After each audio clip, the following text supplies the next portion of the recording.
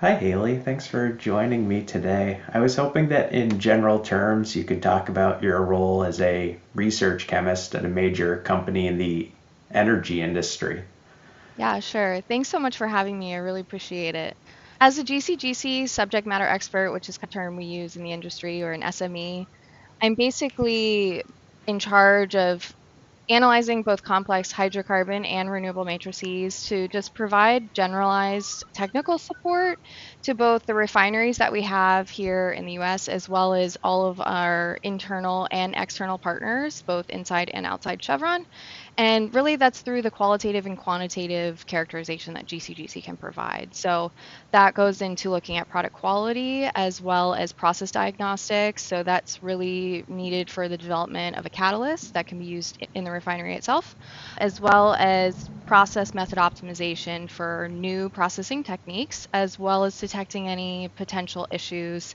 And it's really through analytical fingerprinting. It's a lot of fun. So, as a scientist, you get to bridge the analytical science part of things with the real time processing optimization that's going on. So, having that real world aspect is super exciting. It's just delivering actionable data. We're making real decisions here, and we want to make sure that all of our partners are informed and can make real decisions that are actually accountable, and we can move forward with science and navigate the challenges of all the things that go into developing new catalysts and then making new products for consumers like us. But some of the other kind of day-to-day things is just like modernizing instrumentation that we have in the lab. Chevron's a really old company, so as things, get updated, we have to modernize and update our workflow and instrumentation and things like that. And with GCGC, the key is really validating that method with older analytical techniques as well as new techniques that we're implementing in other analytical sciences that we have here. We want to make sure that everything is cohesive, and most of our techniques are really comprehensive. You can't just do one technique for one thing. It's really a suite of techniques. So it's fun to team with other colleagues that I have in my direct group as well as other R&D scientists across the site. It's a big team effort that I love, being able to work with everybody. Awesome. That's great to hear. Yeah. And two-dimensional gas chromatography, it's becoming more popular, Yeah. and it's something that I've started to learn more Yeah. about, and I've been able to benefit from discussing it more on this podcast. Yeah. I was hoping you could explain how it differs from traditional GC, and that's a question I've asked some other people, but I'm particularly interested in hearing how it's valuable in your work in terms of analyzing complex hydrocarbon and renewable matrices. Yeah, sure. So GCGC in general is very similar to a one-dimensional setup. So you have a GC and then you with your injector and your column and the detector at the back end. But the cool thing about GCGC is that you're implementing a new piece called the modulator, which connects your one dimension to your second dimension. So you have two dimensions of separation there. And I like to think of that modulator as a secondary injector or the heart of the system. So its job is to take all that information and little packets of information from the first dimension. It traps and focuses it before it gets sent to the second dimension for further separation. So for traditional hydrocarbon matrices, this has been published for many, many years and used very early on in the early years of GCGC. Those hydrocarbon matrices use a nonpolar to a polar separation. So it gives you a boiling point separation and then, more complexity in terms of the polarity. In terms of comparing it to a one-dimensional separation where you're looking at just compounds based on boiling point, which is very typical within the energy industry, a lot of compounds that have similar boiling points can be further separated based on their polarity. So you get that added dimension of separation, which is really great as your samples become more complex, right? You get thousands of compounds, and a one dimensional separation just really can't handle it. It's great for some of those traditional ASTM methods that are still employed all across energy sectors, but as things become more complicated, especially in the renewable matrices, we're looking at trace compounds and contaminants that we're not really sure what we're looking for. So that non-targeted analysis, the GCGC really comes in and just adds that extra level that we really need in terms of separating and analyzing those complex matrices. Another really cool aspect, other than the enhanced resolution and the peak capacity that you get, is there's a roof tile effect that can happen. And this is really due to the orthogonality of the separation. So in hydrocarbon matrices, it's really cool. It creates these beautiful chromatograms, and it really creates a more intuitive data processing workflow, especially for traditional matrices. It can help us identify or tentatively identify compounds based on where they are in the two-dimensional space. So there's some really cool historical things when it comes to the hydrocarbon space with GCGC. There's lots of historical knowledge there, but translating that to renewable matrices, it's become really big in terms of non-target. So with the one-dimensional, it's almost impossible to pull out those trace contaminants that you're looking for within a renewable matrice when you're trying to implement them in any kind of refining process, right? So the GCGC is really, I guess, the heart of my research, but I think it's really cool to be able to integrate a new technology like that. GCGC's only been around for 30 or so years, and hydrocarbon and energy has been around forever. So it's cool to be able to bridge that and use that new technique for something so old. Yeah. That makes a lot of sense. Yeah. I know you utilize a range of detectors such as FID. How do you decide which detector to use for a given analysis, and what are the unique insights that those specific detectors can provide? Yeah, sure. So for my research and more routine work, there's really a few things to consider when you're looking at what detector to choose, and that could range from FID. There's SCDs, NCDs, TOF-MS. There's lots of different selective detectors that we can use. But the three things that we look at are, what is the question at hand? Like, what does that question lead to in terms of the analytical? And then what insights do they need? Are they looking for a contaminant? Are they looking more for optimization of their process? So that can lead us in terms of what detection method to use. And then, are you looking for really like detailed quantitative work, or are you looking at more non-targeted qualitative information? So for an FID, it's really the main workhorse for any type of hydrocarbon work that goes outside of energy as well. Anything hydrocarbon based and you want quantitative information, FID is really great for that. It's extremely sensitive. It has a wide range of linearity for concentrations, and it's just really robust. It can handle feedstocks and intermediates products. It can handle all kinds of samples. So that's something that's used within GCGC and then all kinds of labs across Chevron. The SCD is something that's a little more specific. It is a sulfur selective detector. So if those species are really of interest for a partner, that's something that we can implement here. And this has been published as well in terms of looking at the different classes of sulfur compounds. And since this detector is only looking at sulfur, it's really cool. The GCGC chromatogram is even cleaner than it is for a hydrocarbon because you're not seeing any of those hydrocarbon species. You're only seeing the sulfur. So we're able to really dig in and look at those specific species. And this is really great for processing issues or if there's a contamination concern. Sulfur is one of those key indicators for product quality when it comes to energy. And then the last one that I really use a lot is the TOF-MS, so the mass spec, which is one of the top mass specs for GCGC.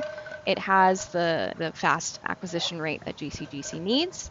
But for us, it's really for that non-targeted work, especially for matrices we haven't seen with those renewables. We're getting all kinds of different matrices in, some funky stuff. So having that capability to go in and look at what the compounds are and give tentative identifications, that's really helpful. And then we can translate that back to an FID to help for quantitative purposes if that's of concern for our partner. But really that exploratory non-target is what's great with that MS. But we like to use multiple detection methods, give a full breadth of knowledge, unless it's something routine that we do constantly and we use the same detector over and over again. So it really depends on what our partners are looking for. I know this is a broad question potentially, but I'd be curious if you could touch on some of the most challenging aspects you have in terms of your sample preparation. Yeah, sure. For my work, I don't have a lot of in-depth sample preparation, but there's things that we definitely have to consider when we're looking to analyze anything by specifically just gas chromatography. So matrix complexity is one thing. Some of these samples that we get in from our partners have a wide range of volatilities, polarities, viscosities, all kinds of stuff, right? So we need to make sure that we're not losing those light end species if those light end species are of interest, while also making sure we're getting those heavier high boilers in solution so we can actually look at them by GC. Obviously, if something can't be volatilized, it usually doesn't come to me in general. We have other capabilities that are better for those types of samples. Another thing we look at is just trace level detection. If those contaminants are of concern, we also need to think about what compounds are in our samples that are at really high concentrations. Is that going to affect our analysis in terms of looking at those trace contaminants that are of interest? Do we have an idea of what those trace contaminants are? Do we just not know anything and we're looking for whatever might be there, right? So we need to think of the big picture. They always come to you and they're like, oh, I want to look for this particular compound. But in terms of running the whole analysis, that might not be the best way to approach the problem. Another thing we look at is the instrument compatibility. So thinking about sensitivity in terms of those trace analysis again, or if you're looking for sulfur, and like specifically, we would move towards the sulfur detector. And there's things to consider in terms of, is this going to damage my instrument? We are a business, so we need to be able to keep our instrumentation running. We don't want downtime where we could potentially break the instrument and then be out of service for a few months and have to do extensive instrument maintenance that might alter previous analyses that they want to compare it to. So there's a bigger picture in terms of just running samples. In grad school, would be like, it breaks, whatever, we'll fix it later. But those types of things are really important as a lab, right? As a service lab in terms of maintaining the instrument capabilities as well as their detection limits and their robustness. All of those things need to come into play. And I think the last thing we look at is more just safety concerns. We could get samples that have hydrogen sulfide, that have flammable solvents, or they're under a pressurized gas. So all of those things are of really big concern for us. Chevron has a huge safety culture. So we need to make sure as an analyst in the lab that we're operating safely. And if there's concern about handling or storage or running those samples, we always address those first before we even run the samples. If there's concern that there's hydrogen sulfide, we won't even touch it. We'll get in contact with the partner and figure out the best way to handle those samples so that us as analysts, we want to come into work safe and then leave work safe, right? So that's the number one priority for us in terms of those safety constraints that we could possibly encounter when analyzing samples. Yeah, that makes a lot of sense to me. It was a big shift when I first started here. I was like, oh, this is stuff that I never really considered before. When you're in grad school, you're like, oh, this is fun. It turns out that that's a perfect segue Yeah. into the next topic. Based on LinkedIn, it looked like you've been in industry, as they say, for the last 6 or so years. Yeah. And I'd be interested to hear about your experience moving from that undergraduate lab to grad school and then working in industry. Yeah. It's funny because I was studying forensic science as an undergraduate with a chemistry emphasis at Penn State University. And I went into that program thinking I was going to be working in a crime lab and that was going to be the end game. And I loved the program at Penn State. It's a great program with lots of like hands-on labs and lots of fun stuff that are really, really important for a forensics degree. But I had an internship the summer before my senior year, and it was with the Maryland State Police and their fingerprint unit, and it didn't really quite hit it for me. And I was like, oh no, what do I do now? I don't know if I want to do this as a career. So I decided to stay a fifth year and pick up a chemistry minor because there's only a few other courses you had to take. And I did some undergraduate research with Dr. Frank Dorman, who is one of the OGs in the GCGC world. And I was looking at basically instrumental conditions and how it can affect blood alcohol concentration results. So my project was forensic science based, but I was operating out of his lab. And that was my first exposure to GCGC. He had students doing it, both masters and PhD students, and I was totally blown away. And I was like, this is so cool. I definitely want to do this. So I decided to go to grad school because I was like, I don't know what to do now. I don't want to be a forensic scientist. And Dr. Dorman introduced me to Dr. Tadeusz Gorecki, who's at the University of Waterloo, who's also an OG in the GCGC world. And I spent all that time working on a consumable free thermal modulator that had been previously started in that lab. And I did a lot of hardware and instrumentation, like troubleshooting and building modulators and using all the modulators on the market. And it was so much fun. And I felt like I was on this high when you come out of grad school because I had used all the cool technology available and I was very privileged that I didn't have to share equipment. And so I was like, okay, I know I want to go into industry. I didn't like being a TA, and I knew I wanted to continue at GCGC. And in industry, there's not a lot of GC, like dedicated GCGC roles in industry. And so I really looked towards the energy sector because it was really accepted both in routine and R&D scenarios. So I was like, okay, I definitely want to do this. And I just started applying like really early on. And I met some people at conferences and things like that. And I ended up meeting my supervisor at a conference that I have now. And that's how I ended up at Chevron. But I think the shift from grad school to industry was super eye-opening for me because in grad school, most, I don't know how all labs are, but from my experience, most labs you can work your own hours, you make your own schedule, you're the one setting the timeline for your project. There's some things that are a little slower paced, you have more time. And so moving into industry, it's fast paced. There's deliverables, there's timelines, there's things you have to meet and prioritize your work. That, you're working on these projects that are multifaceted and across multiple teams. It's not just you. So that shift was really hard for me. And I think it took like a year and a half for me to really get comfortable and push the status quo. So when I first came in, I was like, why are we using this? We should be doing this. I was like the GCGC queen. And I got nothing but pushback. And so that was hard for me to hear. And I was like, oh, maybe I need to readjust how I'm approaching these situations. And I think it's important to remember in industry that you're one person and you're part of a bigger problem, right? Or a bigger group that's addressing a problem. And so you have to think about what is the business need? Is there a need for a new technology or a shift in the way we're doing things? Is there enough justification to make that change? And does it meet all the deliverables that we've discussed as a group? It's not just you making your schedule and you deciding on things or you tinkering on the side because you want to have fun doing something new. We definitely have opportunities and projects where I guess we have more leeway to fail or make mistakes, but it's not as easy in grad school where it was you're constantly failing, you're constantly learning from those mistakes to better your project. We're here, that failure could create long-term downtime, which we can't afford. So time and money are all things that we have to consider on top of all of the deliverables. So I think having that shift in mindset was really, really big for me. And it took a while. And now I approach those things much differently to make sure I'm meeting all the needs of the partner as well as am I also ensuring the lab is going to be okay and we have time and we can prioritize all the work.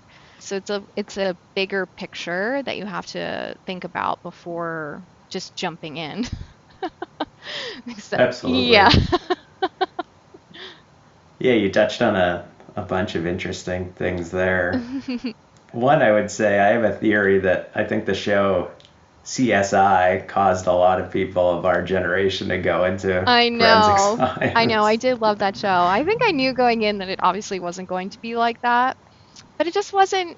I just felt it in my gut when you're there, and it was still a great learning opportunity, and I don't regret it at all. But I was just like, yeah, I don't want to do this anymore. And then you feel lost, right? You spent 4 years studying all of this, and you're like, oh no, what do I do now? Yeah, my panic came in junior year Hmm. where I was like, oh, I kind of want to change my major, but then someone talked me off the ledge as far as, no, it's the same degree. It's just you took a couple classes in this direction. Yeah.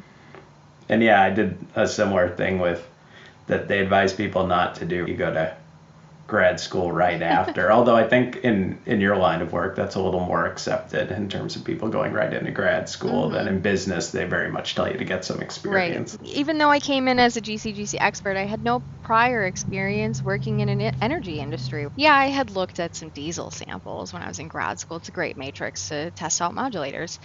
But other than that, I had no experience in terms of how it all starts, how refining process works, and what's the end game, and all the little nuances that happen in the middle, right? So that's all learned on the job. And I think it's like that for a lot of industries. Having the basic skills is the most important part. And then most roles will conform you and teach you, right, to the things that they need you to do. It's all great learning experience. I've really enjoyed it. Being able to apply something that I have a lot of love for as a technique into a bigger problem or world implications. And I'm sure you dealt with a large shock in terms of going from a work group that you were used to having in academia Hmm. to what was waiting for you at Chevron, where there's no department of one at I Chevron. know. Like working for a small company would have been maybe a more similar transition. I'm Yeah. sure that's not the right term for it, Yeah. but I'm sure going from academia to an industry Massive industry. behemoth, Right. if you will. Yeah, it was a huge shift because I had to not only learn the business side of things and how things have historically been done, but also shifting to work across many different groups of people, like you said. And I think that's something that we don't learn in any kind of graduate situation. You have to learn how to work with people because you're not doing it alone. And I interact with colleagues with different expertise all the time. We have mass spectrometry specialists, IR specialists, LC, NMR. We have all these capabilities, and we have to learn how we can work cohesively because we need all those techniques, right? So it's exciting, and I get to learn about other analytical techniques too along the way. With that said, what general career advice do you have for those interested in leaving academia and entering industry? Yeah, sure. The biggest thing that I found for me was networking. And this started early on in undergraduate. Dr. Dorman, Frank, actually made us go to conferences. And I know it's intimidating and it's scary, but even if you can only present a poster, that's a huge accomplishment. And just going to these conferences and networking and just talking to everybody. I briefly mentioned it before, but I had met my current supervisor at a conference, and I was only 3 years into my graduate program. And we exchanged information and we kept in contact. And I applied, I think, 3 or 4 years in. I was not even close to defending. And they were looking for a GC expert at the time, and that fell through with timing. And she kept in contact. And as time went along, they reached out again. And I think I was about 8 months out from defending when I interviewed. So there was some time, but I was close enough. I defended in November, but I got the job in like March or April. So it's all about who you know in the industry if you're trying to move into that sector. And there's not as big of a presence of industry at these conferences, but talk to everybody. I was talking to everybody, even those in academia. Get that face to face time, and so they can see who you are. So when your name comes across their email or as a resume or whatever it is, they can be like, oh, yeah, I met that person. And we had a great conversation about this or whatever. So it's really about keeping in contact with those people. And if they don't ever respond, they don't respond. You tried. You can move on and find somebody else to connect with. But even within industry itself, it's all about having somebody in your corner to support you. Dr. Dorman was my first supporter in terms of moving into grad school, and always having somebody there to help bridge those gaps is great. And I think that the only way to achieve that is to network and talk to people. Because no matter if you're in academia or industry, you're going to be working with people. So I think that's the greatest advice I can give. And that's really what got me to where I am today and is still helping me along the way. I keep in contact with all of the GCGC community through networking. Even though I'm in industry, I try to maintain that presence externally. Plus, I've known so many of them for so long. It's always a good time to hang out with them and catch up and see what everybody's doing within the space. It's such a new science still, and it's always exciting. There's lots of new data processing techniques, so I love to see all the new stuff being implemented across academia and industry. I totally agree. Yeah, you never know who you're going to meet, and then you never really know how those relationships are going to fit in, and it's something that might not pay off for a number of Sure. years, but being able to keep in contact with these people, and in some ways, the process of following up and engaging with those people outside of the conference is easier than ever, right? Yep. With LinkedIn and Mhm. being able to communicate that way. Mhm. For sure. I definitely But agree. yeah, but Haleigh, I really appreciate your time today. Thank you so much for sharing your knowledge with everyone, and I Yeah. look forward to seeing you at I ACS in know. a We'll couple definitely, yeah, months. we'll definitely have to meet in person. Thank you so much for inviting me. I really love outreach things like this and helping others understand the industry and how GCGC can be used. Thanks so much. Yeah.